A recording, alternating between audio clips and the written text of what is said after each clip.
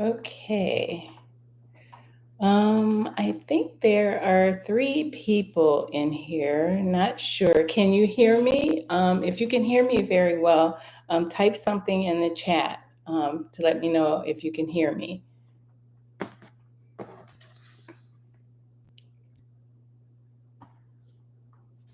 Okay, before I start talking, I am going to. I got one like. Hopefully you guys can hear me. I'm not seeing anything as of right now, and I apologize for the clarity of my camera. I'm having to use my laptop right now because, as you know, this is my first live here on Myra Lorraine, my YouTube channel. And I wanted to do this. I'm going to go ahead and get started. I would love to wait and see if a few more people come in. It just seems like I'm actually showing two people right now, but I'm not seeing any comments. But that's okay. Let me type hello, everyone, to get it started. Okay. Now, what I'm going to do, looks like I am registering in my mic. But I'm going to go ahead and get started with this. If you have questions, I will answer them for you guys. And if I see them, if a lot coming is too fast for me, I'll probably try to answer them later. But I'm going to go ahead and start this 20 questions about me. Now, I was watching a video from the lovely Zelda Souls. She is a person who has quite a bit talked to me on my channel in the comments on some of my videos. Well, I was watching one of her videos and she did this video about 20 questions about her. And I thought it was really, really interesting. So, what I did, hey there, hey Natita, I see you in the comments. Thank you so much for stopping in. But I saw Zelda Souls do this video. It was 20 questions about her. And I thought it was really cool because they were so unrelated. And I have done stuff like this in the past, but they weren't 20 questions. So I figured I didn't have a video to go up today. So why not do a Saturday night YouTube live? So that's what this is about. Now, Zelda actually said, and I have my notes here, you guys, for the questions. But she said that this was started by a woman named Annette, and her YouTube channel is Sewing in Michigan. She's a Midwestern like me and Natita. So I'm going to go ahead and get started. Getting out, the movies can't stay on, but want to say hi. Okay, got it. And I hope you enjoyed the movie and you'll tell me about it a little later. So here's the first question. I'm going ahead and get started. The first question is, how do you feel about using a new pattern? Well, those of you who know me know that I had an extensive pattern stash that you never really got a chance to see because I lost them in a fire. But I had donated about 114 to my friend Natita's live event that she had for the BHM Pattern Designers Challenge. It was her first live, and I donated 114 patterns, but that only put a little eighth of a dent in the stash that I had. So now that I'm having to get more patterns for myself, if I want to continue sewing, I'd have to say I feel pretty good about using a new pattern. Before, I would like to get things out of my stash so that I could just use those and remake whatever new pattern was out. But now I'm having to go out and get new patterns. So I think that answers question one. Question two, do you remake or mend? Remake. Also, those of you who know me know I don't like doing alterations at all. I don't like them. But I will occasionally mend something if it's not too extensive. I'm not going to take something apart and re-put it back together. I might as well remake it. So the answer to that question is twofold for me. My preference would be to remake it, but I will mend if it's a small mending item. Number three, do you make toiles and mockups? And I have to laugh again because no, I normally do not make toiles because it's like making the garment twice right away. Even though the mock-up or the toile is not usually made in its full entirety, sometimes it is. But I have made mock-ups of the pattern, if you will, but they were wearable ones, especially if I thought it wasn't going to fit. So that's the answer. My answer would be no, I don't do toiles normally. Number 4, how do you feel about pre-washing fabric? Oh my gosh, like Sharon at Kittenish Behavior, some of you may know her. She has a fabric washing fairy. I wish she would send that over to me because the answer is no. I would say you guys can see right behind me here. Whoops, get it right there. Those are my fabrics. That's some of them. I have another closet with some in there. And almost all of those, I'd probably say 2% of those have been washed.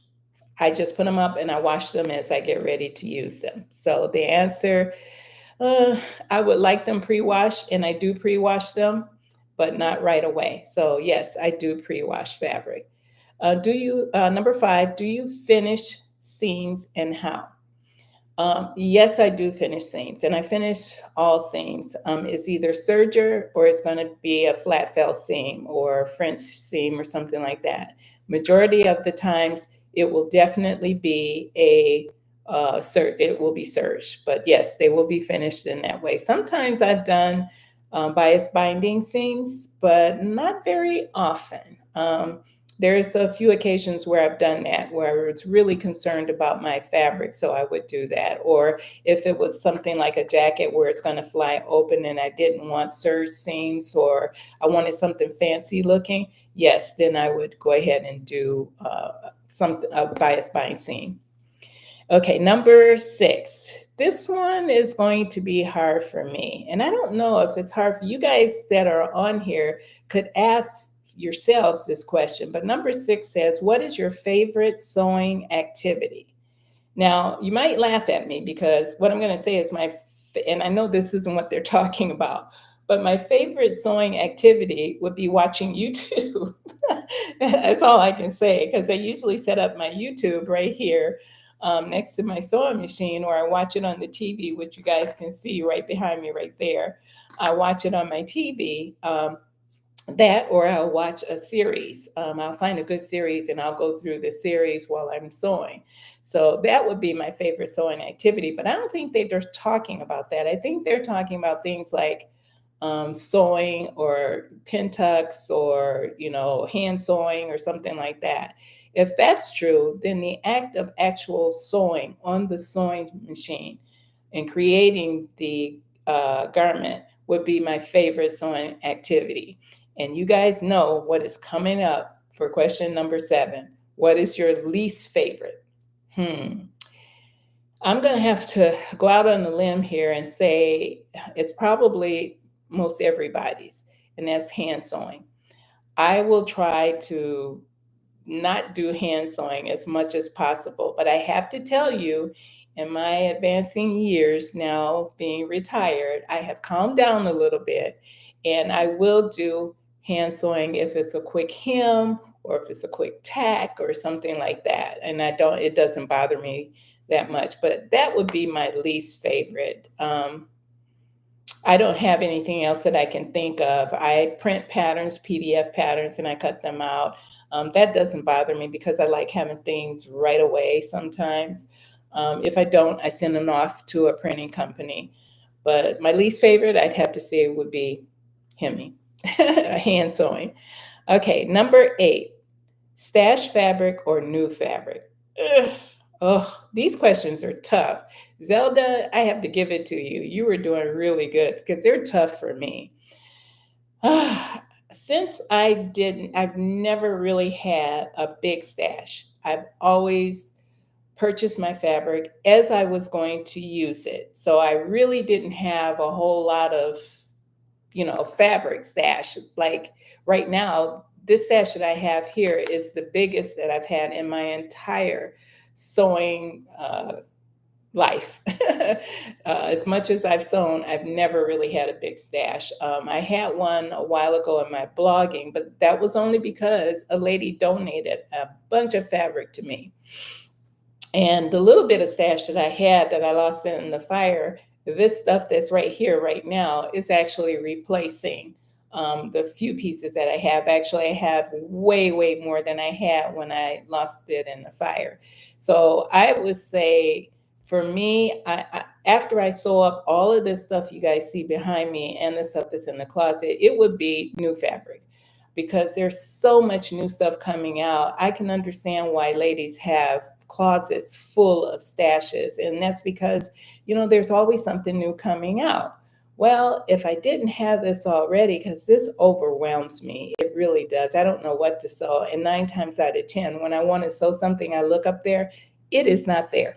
It is not there, believe it or not. So on this question, which is, excuse me, question number 8, I would have to say new fabric, not stash fabric. Okay, number 9. Okay, you guys are going to laugh because some of you who are on here watching, Oh my gosh. Hi, Zelda. Hi, Miss Anita. Thank you guys for stopping in. I really appreciate it. Oh my gosh. Number 9, I have to tell you, you guys, I'm laughing because it says, "Are pockets a must?" I gotta have pockets. If I could have, please don't laugh. If I could have pockets on my underwear, I probably would because I got to have pockets. Seriously, I really, really do. Okay, number 10. And let me tell you the reason why that. Let me not speed past that question. Pockets. Why do I like pockets so much? Well, I'm in the house the majority of times. And when I'm in the house, I always carry my phone with me because, I have people texting me from the sewing community, or somebody wants to chat with me or something like that. I don't want to miss a call. And if my husband or my sister or someone, so I always keep my phone on me at all times.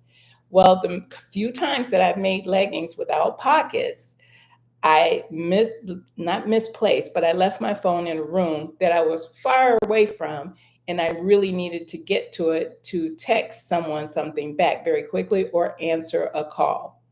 Now that I have a watch, I can answer my call on my phone, but I still have to go find my phone. And I don't like doing that. So I always like to have pockets so that I can quickly access my phone. So that's the reason for that one. Okay. Let's see. Number 10, knits or woven? Oh my gosh, you guys. I have to say both. And I'll tell you the reason why both. My all-time favorite that I've always sewn since I had my blog back in 2010 was knits. Love knits, always have. But back in about 2012, 2 years after I started my blog, I started sewing with rayon chalet or chalice, whichever you want to call it, and love that fabric. I had made a couple of button downs in cotton, and while I like them, I like the flow of the rayon chalice better in the top. And do I do cotton? Yes, I do. I still do that, but I like both. I like woven if it's a rayon chalice, and I love knits, but you can't make certain pants out of knit, like jeans. I guess you could if you wanted to. You could use a punting knit and make you some, but so I would have to say both. I like both now, but my favorite, all-time favorite is knits because I like the softness and the comfort of knits. So let's see. We have any other things to me? Nope. I think I said hi to everyone. Okay. Number 11, favorite fasteners or no fasteners? Okay. Favorite fasteners and no fasteners. Um, I guess because I make a lot of button downs, my favorite fastener would probably be buttons because, I know a lot of people struggle with buttonholes on their machines. I haven't had that same issue. I better knock on wood before it starts happening to me. But I guess buttons because I make a lot of button downs. But I do have a can snap tool now, and I do like snaps. However, on my one of my projects I did is usually a button down top, but I put all snaps on it. Egats. Mm-mm-mm. Wish I hadn't done that because there were way too many silver snaps on that top, but I still have it and I do wear it. So I would have to say buttons would be my favorite fastener, buttons or zippers. Okay, let's see, where are we now? 12. Sewing for self or others. Okay, you guys know the answer to that question. I am a selfish, not selfless, selfish sewer. I like sewing for myself. And I'll explain why, you guys, because I don't want people to feel bad. And I've had to learn to say that big two-letter word. And it was hard for me because I'm a yes person. And I had to learn how to say no very quickly because I had sewn for a living. And hi, Carmen. Thank you for stopping in. I had sewn for a living and I made clothes specifically for a young lady who I worked with. She was very petite and couldn't find things to fit her. And when she found out, she asked if I would do it for her. And I was much, much younger. And I did. I started, she would go to the fabric store. She'd pick out the pattern she wanted. She'd have the sales clerk help her to get everything she needed because she explained she was taking it to someone to make for her, and she'd bring it to me and I'd sew it for her. And I did that until she relocated to a different place. And the last thing I made her was her wedding dress without knowing it because it wasn't a typical wedding dress. It was a two-piece outfit in a satin powder blue with white lace, and it was gorgeous on her. And she sent me a picture of it once she moved to the base in California because she was moving with her new husband who was a Marine there. And I was so oh my gosh, my heart was just full when she did that. I also sewed a wedding gown for a lady who was a friend, but she turned into Bridezilla. And after I made her, we agreed upon my price, which you guys are going to, this was a long time ago, because I know you out here who are sewists, you're probably going to say, what are you thinking? But I made her wedding gown for $124, $25. That's what I told her was my price. She did buy the fabric. Well, at the end of this, and there were some challenges, why I say Bridezilla, because I had that dress complete in 1 week for fitting, and it looked good on her. She loved it. But the way it was designed, she wanted me to change something. I explained to her if I did it, it was going to create a pucker in the dress, and you might not want to do that. She says, no, no, go ahead and do it. I did. And when she came back to try it, why is it pulling like that? I said, that's because you wanted the buttons lowered. And it doesn't work like that. It won't work in that fashion. Oh no, I'm sorry. Can you please put it back the way it was? I just sighed and I said yes, and I put it back the way it was. Well, that went back and forth with a few other things for about 5 weeks when I finally finished her dress and she came to pick it up. And she said, oh, she says, okay, well, I owe you $30, right?